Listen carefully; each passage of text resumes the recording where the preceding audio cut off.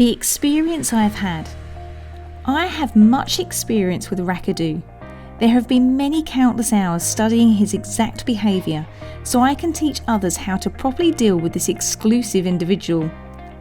Let me first explain to you a horrible situation I've had with Rakadoo in the past. On October the 4th, 2011, I met Rakadoo. I was a very intelligent and lively young man at the time and was unable to know what I was getting myself into. On this first play date, Rakadoo spit in my baked beans, causing me to throw up on command. Rakadoo's unfortunate dog came in and cleaned up the throw up, then proceeded to start quickly humping me. Rakadoo later joined in. After this horrendous event, I went home and proceeded to explain the situation in great detail to my dearest mother. From this day on, I spent the rest of my life dedicated to figuring out the cure for Rakadoo syndrome. As you can see, this is one of the very unfortunate events I've had with this beast of a man. Part 1. Social distance.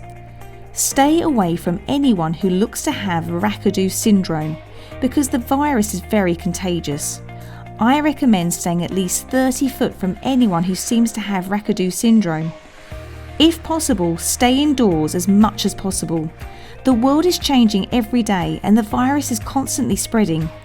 The nation's IQ average has dropped at least 10 to 20 points because of the very unfortunate disease. Consult with your doctor immediately if you think you've been exposed to the virus.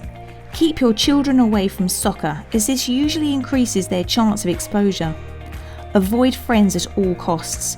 You never know who may have Rakadoo syndrome. If any of your closest friends or family come out as Rakadoo syndrome patient, bully said friend or family as much as possible. We must exterminate people with the virus to limit its capabilities. Don't participate in band or theatre. Rakadoo tends to participate in these two subjects primarily. He's also a very profound lunar client member, so I recommend staying away from their software. Part 2. Don't have children.